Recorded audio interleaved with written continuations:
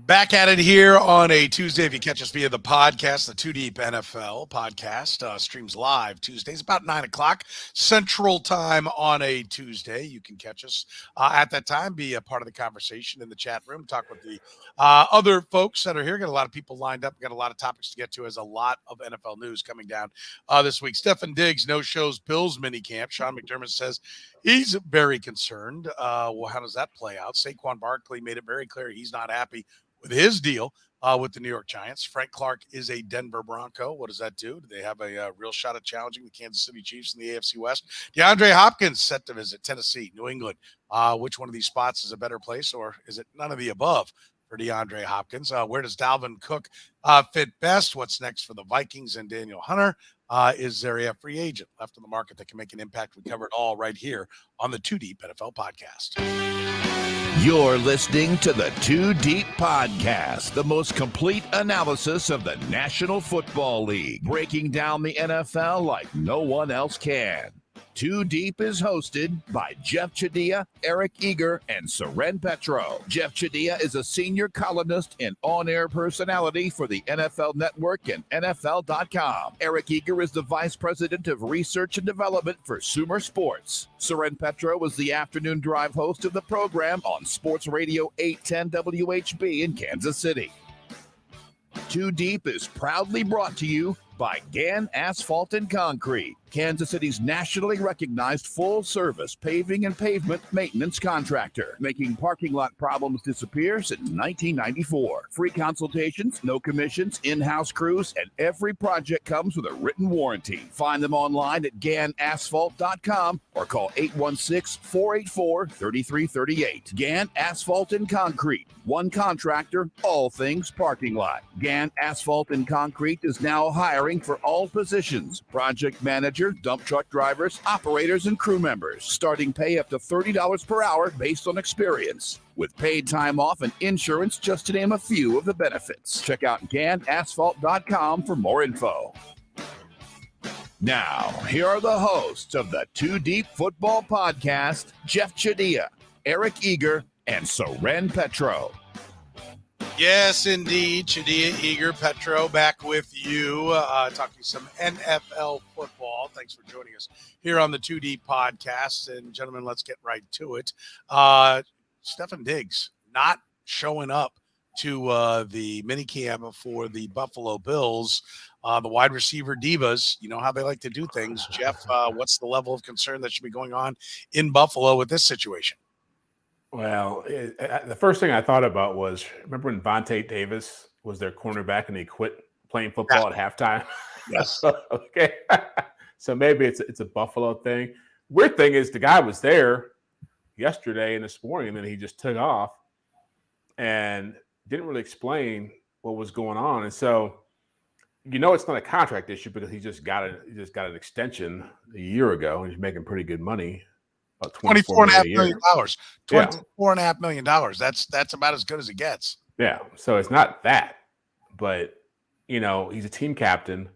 It's a bad look all the way around, because you go back to the end of last season, what happened with him in the playoffs. He was very frustrated with his offense, with his quarterback, and he was obviously very vocal about that. Took off, didn't talk to anybody after the game was over, and now this. Hadn't been around throughout the offseason. The Bills cannot afford to have this kind of stuff happening in a year where they legitimately have a chance to still compete for a Super Bowl. And I don't know what's going on with Stefon Diggs. I don't know what led to it. But I know, when you have this kind of stuff happening, Sean McDermott's reaction, I'm proud he said this. I'm concerned. Some coaches would kind of play it off and make excuses or whatever. He's like, this is kind of effed up. And so, I think it's a huge, huge deal for them. And it could be something that could be a huge red flag for them as they move into the training camp in the regular season. Yeah. What do we think on where we sit with this, Eric? It's not good. And I think the fact that McDermott just flat out said, we're very concerned. That's not usually how coaches do things. I mean, that's a pretty big red flag.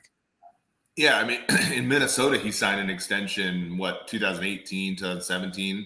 And that extension was a little bit below market. And there was issues he had with the quarterback and the coach and like whether or not they were featuring him or whatever. Goes to Buffalo. In theory, those things have gone away, right? Because Josh Allen's one of the best quarterbacks in the NFL. McDermott's, they've had success, of course. Kind of took a step back this year a little bit in the playoffs, but not that concerning. He's not a guy that's been content where he's been in the past before. This kind of, it's funny. This kind of reminds me of when Terrell Owens signed that deal with the Eagles. And then like after the trade with the Niners, and then like a year later, he's doing sit-ups in his driveway. But I don't know if it's very perplexing to me, how this is going down. Yeah. And what does it do? I mean, this is a team that, I think saw their first adversity. I think they felt like they were the team that was going to win. A lot of us thought that. I think Jeff and I and Eric, I think even you to start the year. Well, you did pick the Chiefs over Eagles for the Super Bowl, but during the course of the year, a lot of times we talked about that the Bills were really the favorite team at that time. And then at the end, you saw Stefon Diggs, Jeff, kind of melt down in their playoff loss, like throwing a little pity party over there on the sideline. Like it looks like, that has just continued right all the way up to now, butting up against what essentially is the beginning of the next season. Yeah, and really, he is such a huge part of who Josh Allen is. As great as Josh Allen is a quarterback, I mean, he's been his Tyreek Hill, and he's been the guy that he's been able to rely on, the guy that looks for big plays when their offense was struggling down the stretch there with some injuries, and it was pretty much him and Stefon Diggs doing most of the work. And again, I'm always kind of mindful of not trying to get too far down the road of this guy's a prima donna, is this guy's this typical receiver. There may be serious stuff happening here. Mm-hmm. But the problem is the coach, the way he reacted to it, told you that whatever it is, he's not being clued in on it. And it's an indication that there's some kind of, rift may be too strong of a word there, but it's something they gotta rectify. Like, this is the last couple of days of practice before you go into training camp, and you're trying to create some solidarity, some chemistry. You got 89 guys there. All these guys went through all this stuff last year, with DeMar Hamlin, all these injuries, Von Miller being hurt. They get all these guys back in the room, and this was supposed to be a team that had the same kind of strong culture that the Chiefs have or the Eagles have, some of these teams we talk about, the Ravens. And one guy could tear it apart. Like it does feel like that's what can happen here. Yeah, it does. And the Bills have a good quarterback in Josh Allen. They have good coaching. They have everything. But this is the one thing they seem to be missing is the chemistry. Like, the Chiefs thought that they were going to have a problem with Tyreek Hill because of his contract. They moved him. Is that ultimately what needs to happen here, Eric? Is that the Bills have to quickly say, okay, we got to get rid of this cancer, and Stefon Diggs is put on the market? He's almost untradeable. Like, he has so much kind of like dead money and guaranteed, not guaranteed so much, but like he doesn't have a tradable contract this year, I think, for the Bills, which makes this really hard, right? So I think that in addition to like the whole deal about him, like he should be okay with his deal because it's pretty good for him and not for it's pretty good for him as a player. It's also, pretty bad. It's almost impossible to trade. I'm trying to pull this up here, but like in 2023, he would be a 45 dead cap cut, which, is not perfect as far as trades and stuff. But yeah, and he doesn't have any guaranteed salary down the line here. So a lot of it is just proration, right? 13 million this year, and then 8 each the next 3 years, and then 4 and 27. All of that accelerates onto the Bills cap if he were to be even traded, let alone cut. And so that's a significant issue for that team. So he's playing in Buffalo or he's not playing at all. Jeff, I had an intern say to me that it's not that big a deal. 90% of the NFL is like this. And I said, no, there are 53 guys on a sideline. There was one guy on the Buffalo Bills, not 45, which would be like 90%, right?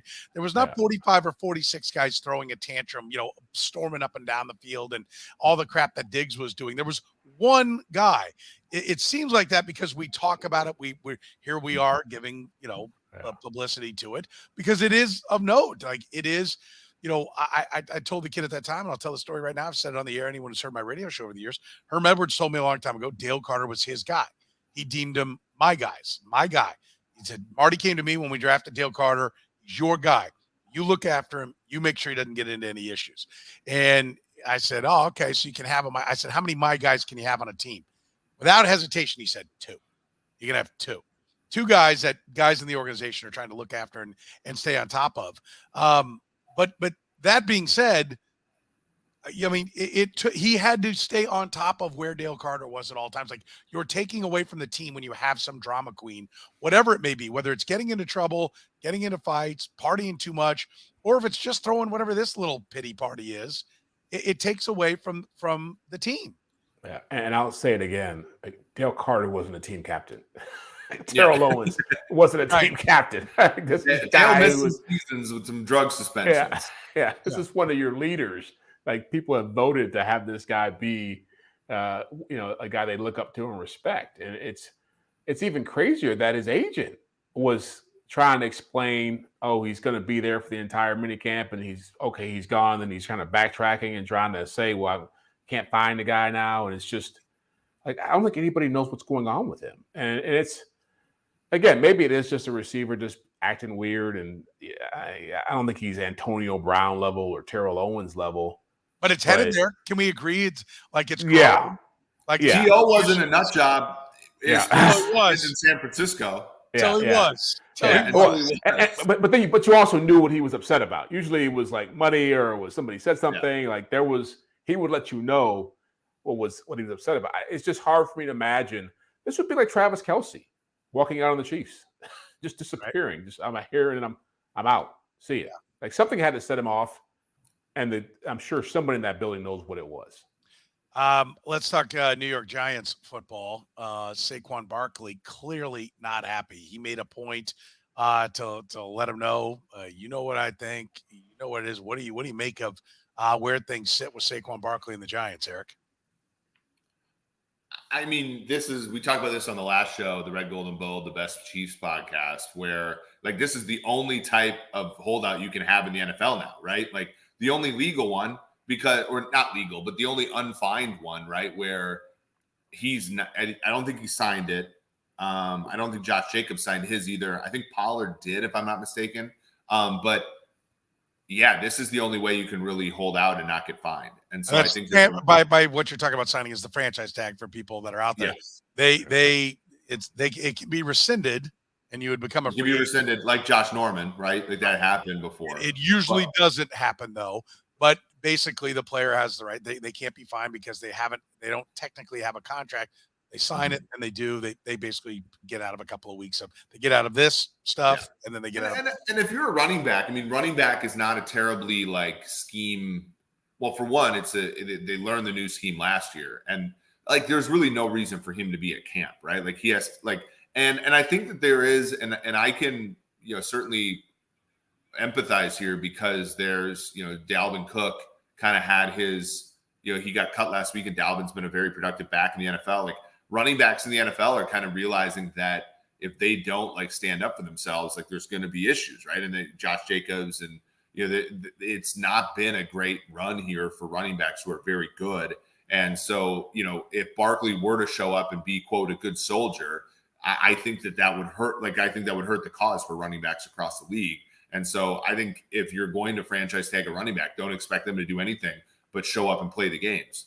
And Jeff, there is no running back more valuable than Saquon Barkley, is there? I mean, I do love this.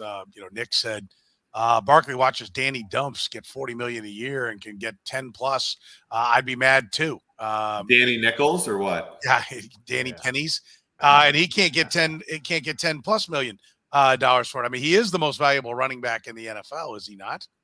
Yeah, the most valuable player on that team, and probably a big reason why Daniel Jones got that money. Mm-hmm. Because look, as creative as Brian Daboll has been in winning Coach of the Year, like he's not going to look as smart without Saquon Barkley.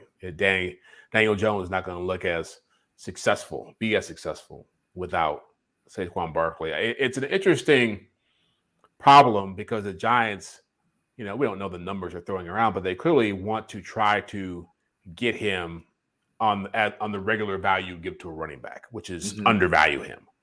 And his argument is, I'm the whole offense. It's like Derrick Henry in Tennessee. It's like Christian McCaffrey when he was in Carolina. Like those are guys who they're 3-down guys. They're guys who can affect the run game and the pass game. They're guys who can create matchup problems for defenses. Like there's a different qualification for guys like that, different category you put those kind of guys in. And I think what you're seeing here in that remark is true. Like you've got a situation where I think it's dangerous for teams to have a really expensive quarterback, really expensive running back. And I think that's why Minnesota was like, Dalvin Cook, you got to go because we can't be paying Kirk Cousins this much money. Well, have you in the backfield too. And it's even like for them, it's more like Jefferson's going to make the $30 million. Yeah. And so then can they really afford to have two guys handle the ball and have that much money? But like you look at I'll take it from the Giants side here though. If you look at, so Barkley is fantastic, really good football player. Who's in his class? You said about Henry, you talk about McCaffrey. Henry and McCaffrey haven't been able to stay on the field for a lot of the last 2 years. And Barkley himself has missed a ton of time to the point where last year at this time, I was on like Sirius XM with Lindsay, like we did a show together. And she's like, who's your sleeper running back this year? I'm like, Saquon Barkley. And they're like, oh yeah. It's like, this position's weird and fickle. And I think we all believe that Barkley has all that talent, but just like Zeke's another one. Zeke in his first 3 years led the league in rushing yards per game. And now he sucks. Like he's a guy that you can't sign. Dalvin's the same way, not as precipitous, but certainly has fallen off. And it's just a weird position. Like I do think running backs have to do something to get their value up because teams right now are just looking at the evidence and saying it's not as worth it as it used to be. By the way, we're brought to you by Gann Asphalt and Concrete, Kansas City's nationally recognized full-service paving and pavement maintenance contractor. Parking lot problems disappear when Gann Asphalt and Concrete. They've been doing it since 1994. Free consultations, no commissions, in-house crews, written warranty on every single project. You can find them online right now at GannAsphalt.com or call 816-484-3338. Let's dig a little deeper there on that one, Eric, because we're gonna the Vikings did walk on Dalvin Cook. I mean, this is just Kwesi Adolfo-Mensu. Did I get it? How I'm trying to get better. Well, you're normally bad with first names, but you got that one. It's Adolfo-Mensah. Adolfo-Mensah. I'm trying to do better. Like I think I've got Mensah. Yeah, I've got Felix Anudike Uzama down to where I can. I don't even try that. You got me on that one. Yeah, I'm just going to keep powering through until I've got them all down. Because God knows I've got a name that is not easy for people to figure out. So the least I can do is get everybody else's name right. But anyway, my point here is, listen, he was hired to be the analytics guy. There's some people that are upset in Minnesota that he let go of Dalvin Cook, but that's what he was brought in to do. And that's what the math says, right? Running backs are a dime a dozen. Like all you got to do is see the team that's had the most success in the NFL of late, Kansas City Chiefs, usually are winning despite not wasting, but at least not getting near the return they want out of our first round pick. And Clyde Edwards-Helaire, they have guys like Jerick McKinnon they grab off the scrap heap. Isaiah Pacheco in the 7th round. Before that, it was Damian Williams, Spencer Ware. I mean, the year 2015, this is even before they had a superstar quarterback, but in 2015, the Chiefs, Jamal Charles injured his ACL against the Bears. They lost another game, and then they didn't lose the rest of the year with Spencer Ware, Charkandrick West, and Niall Davis in the backfield. And Jamal Charles is legitimately one of the best players to ever play the position. And it's just it's a weird spot. I think with the Vikings here, it's part of a broader. They're in a tough spot because when Kwesi got there, they were a team that was below 500 2 straight seasons. They have a quarterback who makes a lot of money. They have a superstar wide receiver. They're really good at premium positions. Left tackle with Darisaw, wide receiver, Hunter at edge. They have pieces, so like they couldn't really do what the Bears did, which is just tear it all down at once. Additionally, the NFC is easy, right? And so the opportunity there to win all those games was there for those guys. I think the jarring part for them now, Cook, Hunter, they gave Harrison Smith a pay cut. They got rid of, guys like Thielen and stuff. Like, to me, they're going through the rebuild phase of the competitive rebuild that he talked about. And it's just jarring because they won 13 games last year. And now that their win total is like 8.5, it's just like a weird situation for them. And they're at a crossroads where they're never going to be quite good enough to win a Super Bowl. But they're also like, I can see from their perspective of like, hey, let's stack some wins so that our resume looks good for if this ever were to go pear-shaped. As a GM, he's 13-4, right? Like, that's pretty damn good. And like when Thomas was a free agent, I was working at PFF. Like, I built a bunch of reports for him when he was interviewing for the Detroit Lions job. And it's like, not that many of these GM guys have winning records when they get fired.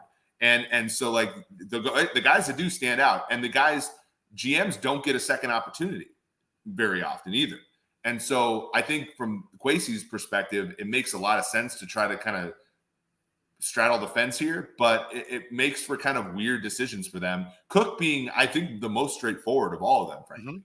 Yeah, and Jeff, how about this one? Brad says, I need to ask the obvious question. A 1,500-yard back is worth $10 million, but a 1,500-yard wide receiver is worth $30 million, right? Like, I mean, but that is part of that's because the wide receiver is more likely to be able to stay on the field and help you out. That's the reality of it. Is running backs are like pitchers in baseball.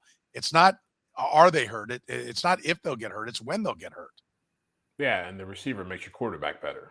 Like, that's a direct impact on. Yeah.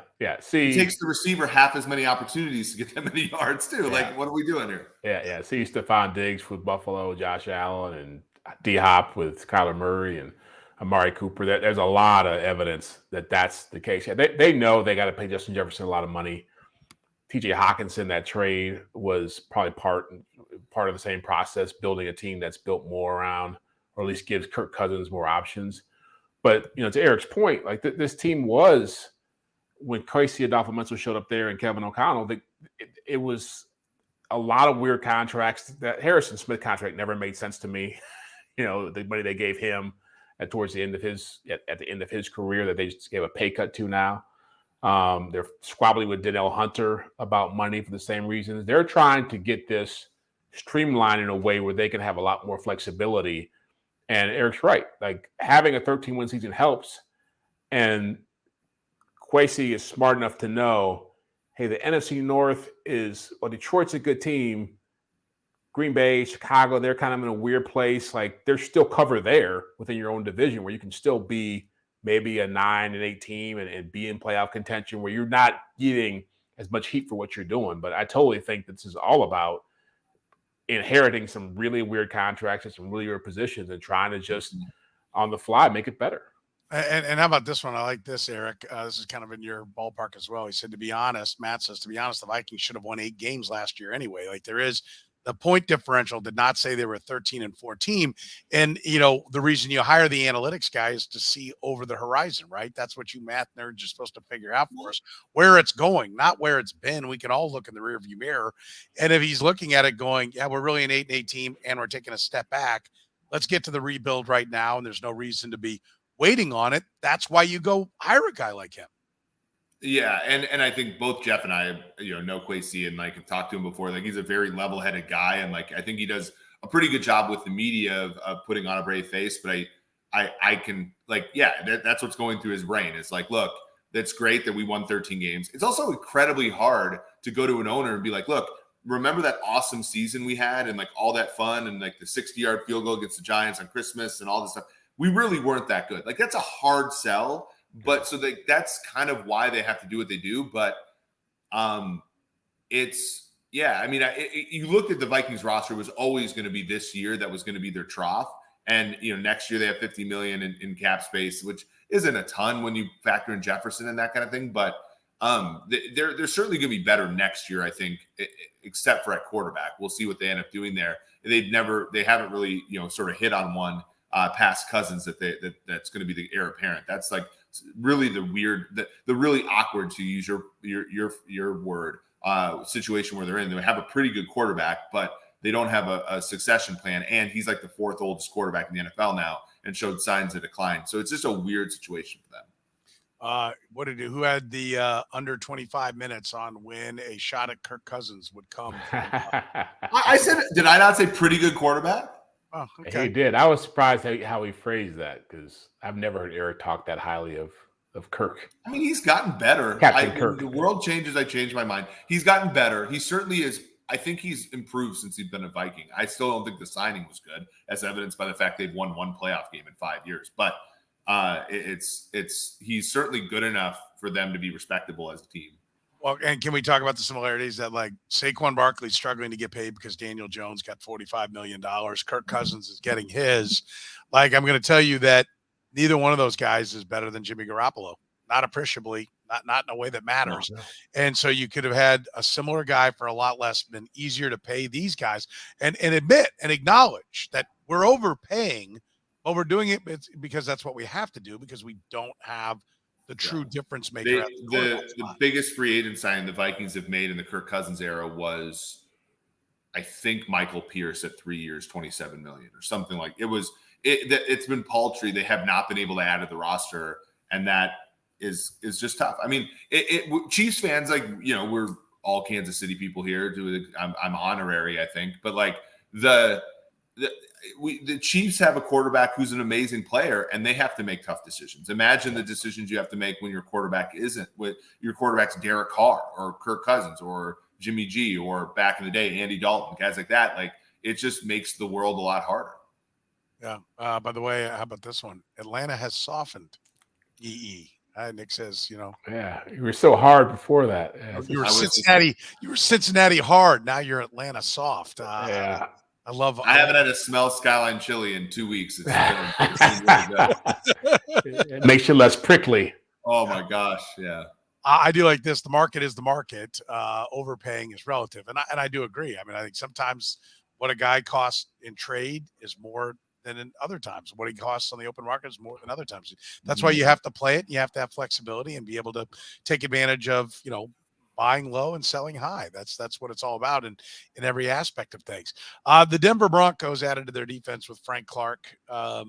Jeff, does anybody want to say right now that the Broncos are going to be mildly better and then just an absolute dumpster fire of a salary cap when this is a 1 year deal? 1 year deals don't get you in big trouble. But is this, you know, maybe not so much about Frank Clark, but about the mindset that they're going into with Sean Payton here, Jeff? I think they will be appreciably better. I will go that far. I think they will contend for a playoff spot this season. And I say that not because Frank Clark is showing up over there. I think he's just a throw in. I mean, he does fit what they want to be, which is a lunch pail guy, a grinder. They're assembling, you know, when you hear Sean Payton talk, you know, he had a press conference today and he was talking about his receivers. He was talking about the key to receivers on his team. One is obviously, you know, running good routes, catching the football, but he said they got to be able to block the force, you know, the safety force, the corner force. They got to be able to get their hands on people. He was talking about guys like Jerry Jeudy lighting people up so the run game can get going. And so I totally think that this team is going to be all about being physical and being blue collar, and they need that. I think the culture is going to be much better. And as much as easy it is to dump on them for what last year was, every team in this league, except for maybe 2 or 3 who are on the bottom all the time, or every team is about 3 or 4 games from being in playoff contention. And they were no different. If you go back and look at their games, look at the way their defense played, and look at the scores of their games, they played the Chiefs. They lost 2 games to the Chiefs by a total of 6 points. Like, I think Sean Payton makes a huge difference for them. And so that's a long way of answering your question that what Frank Clark can bring to them, it's not going to be production. It's just going to be one more person who buys into what they're selling. Yeah. Eric, you buy in the Broncos? I mean, you seem to champion the idea of them being a playoff team. Yeah, actually, I know I went on FanDuel just now, like promo code Petro, by the way. Their price to make the playoffs was not up there. But if I go to DraftKings, which I don't know if you have a promo there, DraftKings, they are 2-1 to make the playoffs. That's the best bet on the board, in my opinion. Like, Russell Wilson, like, look, I don't think Russell Wilson's cooked to the degree that Sean Payton can't help him. And Sean Payton 2 years ago took Taysom Hill, Trevor Siemian starting 5 games, Ian Book starting a game, and then Jameis Winston to 9-8. They would have made the playoffs that year had the Niners not come back from 17 down to LA in week 17 or week 18. I'm sorry. Peyton is worth every penny, I think, that they paid for him in trade dollars and all that kind of stuff. And Jeff's right. Like, if they would have scored 20 points a game last year, they probably would have won 10 games. So AFC West is a little bit, a little depressed too. I don't think the Raiders are going to be as tough of an out this year. I think the Chargers could go either way. At some point, they got to beat the Chiefs. I don't think it happens this year, but at some point in the next infinity years, they got to beat them once. And they have not a terrible schedule. If I have to look at that, but I think that they have an easier schedule than average too. So to me, I think the Broncos are the other team out of the AFC West that makes the playoffs if there is one. Okay. Let's talk a little bit about DeAndre Hopkins, Jeff. Tennessee, New England. He made a speech about where he wanted to go, was basically all the best quarterbacks, and now he's off to Tennessee and New England. Yeah. Is this the ultimate one of these, the right landing spot for him, and who needs him more? He's reading the list upside down, right? He's starting at the bottom and moving his way up. So Mac Jones and Ryan Tannehill. I'll get to you before I get to Josh Allen and Patrick Mahomes. Said it 2 weeks ago when he got let go. Like, anybody who thinks this is going to be, the Chiefs and the Bills fighting over this guy and where's he going to go, he wants to get paid. And so, I thought it was interesting that he went to Tennessee and left without a deal, which tells me that his price is a little too high for what anybody wants to deal with right now. And we'll see what New England does. But as much as Tennessee needs receiver help, for him to come in there and him to walk out without a deal tells me it's going to take a long time for something to get done, and that he's ultimately going to go someplace where he can get, as Eric said weeks ago, Odell Beckham type money. That's what he's chasing right now, is a big check. I will hate on no one for chasing the biggest check. I love how everybody who isn't in demand for millions of dollars thinks that those who are should just walk away from it, and they always have the team that they should sign with, because they're definitely going to win the championship. When we point out time and time again, the favorite's only like a 5-1 to actually win the championship. Eric, what do you make of the stops for DeAndre Hopkins? Yeah, they all make sense. Jeff's point about Tennessee, like Tennessee wanting him, is a little weird, just because I think it's more clean for them to want to tank, for lack of a better term. But the AFC South is like an NFC division, though, where, like, if you hit on a couple lucky bounces and the Jags fall off, you're going to win that division. So I can see why Tennessee still wants to kind of keep a foot in the door there. New England makes some sense. Bill O'Brien. It's funny because people talk about Hopkins leaving Houston. I think that was a little less dysfunctional than people like. He wanted to be paid $27 million a year, and Houston didn't want to pay that. And that's why he only went for a second-round pick and David Johnson. Like, that's how it happened, right? I don't know if there's like that much animosity between him and Bill O'Brien anymore, especially considering he went somewhere where he wanted. Yeah, he went somewhere and it was dysfunctional there too, right? Like, I think that dull, that makes people soft to use the comments in the comment section there. So look, I think the Chiefs might have an offer on the table for him. I know that they had an offer on the table for Beckham, and it was significantly less than what he ended up making in Baltimore. I bet they have an offer on the table for him. I think every Chiefs fan in the world would be surprised at how low it is. Yeah, I think they would be too. I would think that if you were the Chiefs, you would put like double the Juju offer. Instead of $3 million for a base, make the base $6 million, with incentives that instead of taking it to 9, could take it to 18. But you're gonna have to play all 17. You're gonna have to play more than half the snaps in an AFC championship game and a divisional game and a Super Bowl. Put that same kind of contract together. Donovan Smith said yes to that. And when you're a defending Super Bowl champion, you can offer those kind of contracts and get guys to take it. But it doesn't mean somebody doesn't, they're a bad guy or a bad player. Yeah. They don't. No. I would take $45 million myself over listen. Yeah. I mean, You got kids, you got colleges to pay for, you got bills, you got mortgages. Like when all that, like, I mean, look, I go get a cup of coffee at Caribou, and it's $7 now. Like, we gotta take care of ourselves over here. But like I heard, my sort, as far as with Odell, it's like, I mean, you're talking about like a third of what he ended up getting. And Hopkins, I don't know anything. I'm just speculating, but I would guess that the offers in like the 1 year $8 million range, right? Like just enough where they're not laughing you away, but not enough where he would take it. Because I don't think that they necessarily want him all that much. I think that they're poking around and just to see what the market is. Because people, when you hear the reports, the Chiefs called or whatever, or the Chiefs are like they're just collecting data here, right? Everybody calls. That's why you offer trades during the draft, because one of the big advantages that Intelligentsia have in teams that we don't have in the media is we don't see all the trades that get said no to, right? We just see the ones that are executed, right? It's good data to be able to say, hey, we offered Hopkins this much and he took that much. Or like, I think in the case of like McCole Hardman, I bet you the Chiefs offered more than what Hardman ended up getting. And it was just like the way things work that he said, go bleep yourself at first, and then didn't want to come back. Like all those things are learning experiences for the team. Can I go ahead, Jeff? Were you going to say something? I was going to say, people don't understand how much it's just like buying a house in the NFL. It's like your value is based on team's needs and how people view you. And so I remember a guy told me, O.J. Howard, the old Alabama tight end, who was the first round pick of the Bucs, when when Bill Belichick was looking for a tight end, he called up Bruce Arians and said, I'll give you 2 first round picks for O.J. Howard, because that's how desperate he was. And they didn't do it. Should have done it, looking back on it. But it's like, I guarantee you, Bill Belichick has a hankering for DeAndre Hopkins.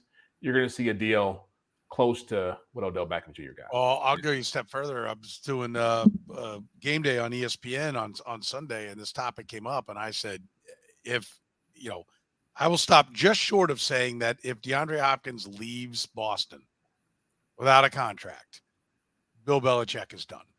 Yeah. Like I literally think that this may be his last stand, because first of all, what he did last year with Matt Patricia is by NFL levels criminal. Right. That if you didn't have 6 rings, they would fire your ass. It's down the road. You can see the Nathaniel Hackett clock management from where you're sitting when you make Matt Patricia your offensive coordinator. It's buffoonery, right? And it's only past accomplishments. And we just talked about, what are the analytics about? It's about getting you to where you want to go, not where you were. And he's living off where he was. They cannot identify, nor can they develop wide receivers in New England. Yeah. They have to sign this guy. The last time it really worked big with a wide receiver, they got Randy Moss.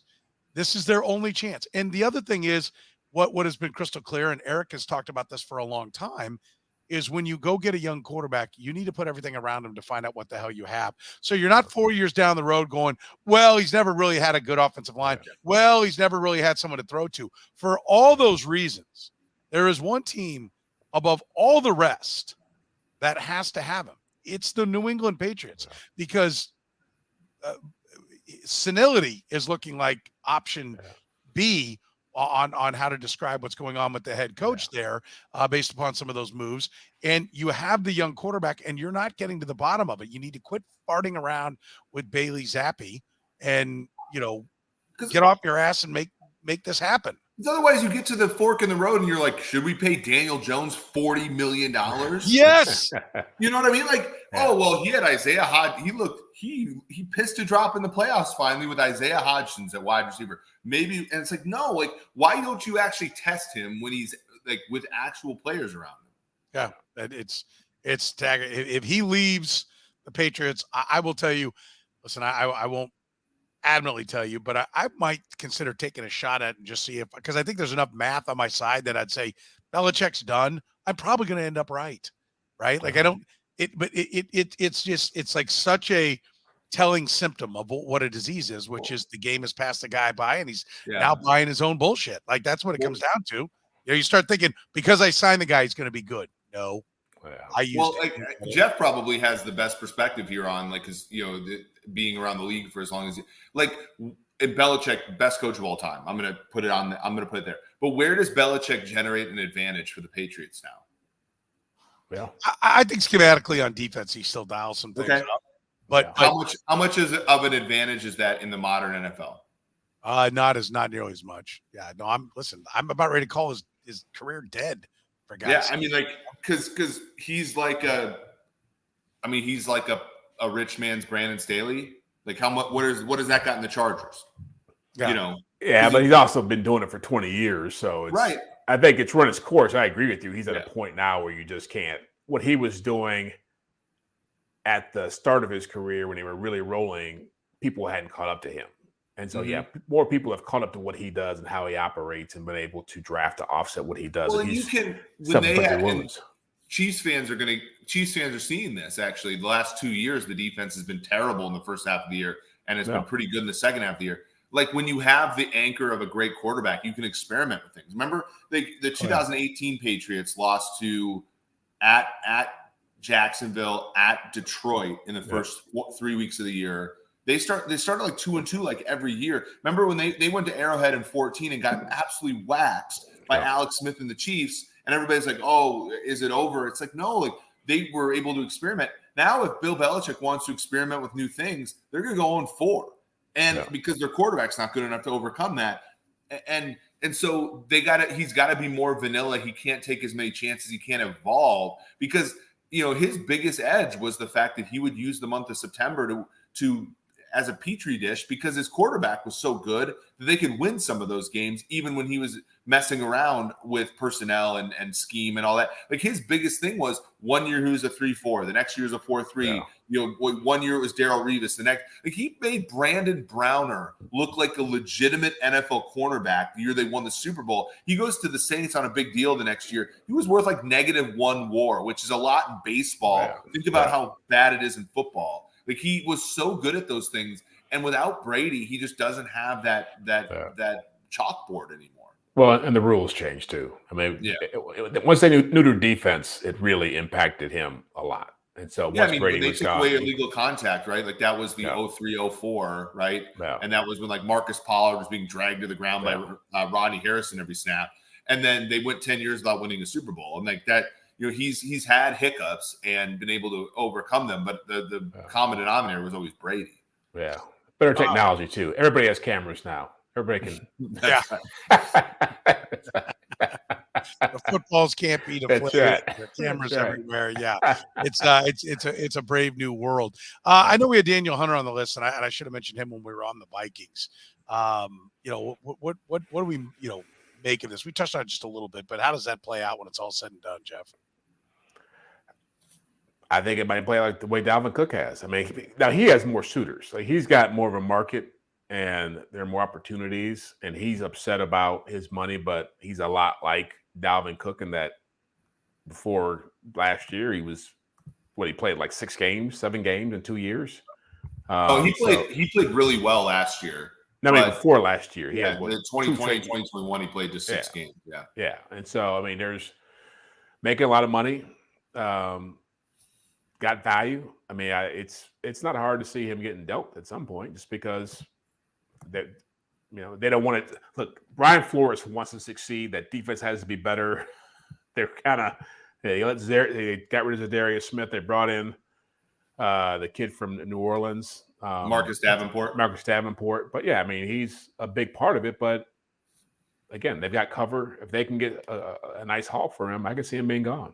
You mentioned Jefferson, Eric. I mean, the thing is like we don't want to do anything to keep us from getting Justin Jefferson re-signed. That's the mindset with the Vikings. But if you don't have anyone around there that he wants to play with, are you able to keep Justin Jefferson if he doesn't think the team's any good?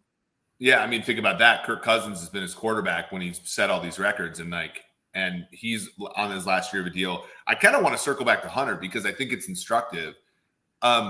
Hunter has only a $13 million cap hit this year, but this is one of the perils, and not all of this is Kwesi's fault. Some of it's Rick Spielman's fault before. But when you constantly make it work with the cap, right? Like when there's money in the banana stand. Everybody talks about all this kind of stuff. Like Danielle Hunter's only making 4.9 plus 600,000 this year. Even though his cap hit's 13, he's already been paid that money, most of it. And so you get to this point, this fork in the road with some really good players like Hunter, where even post June 1, it's only going to save the Vikings $5.5 million to cut him this year. And then it's another $11 million on the void years next year that he's going to be dead to the cap next year. And so like with all these players, this is the problem with always like doing the max restructures and all the stuff the Chiefs are trying to avoid. And some of these smarter teams are trying to avoid, because you get to a fork in a row where a guy's a perfectly good player, very productive last year. And yet he's not an insignificant part of your cap, but you're not paying him a lot this year. And he wants a new deal. And there's not the money, and then you end up having to either keep, and if the player's like pretty bad, then you've got to cut them and pay them a ton when they're on like Adam Thielen, when it's dead money. And when the player's good, you're going to have to let go of good players because you do this kind of stuff. So that's always like whenever anybody's like, oh, you can make the money work. Like this is the money not working.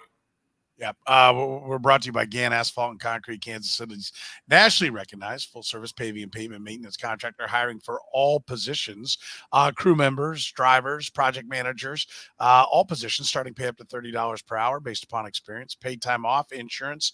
Just name a couple of the benefits. Go to GannAsphalt.com for more information. What free agents are left out there, Jeff, that could still make an impact?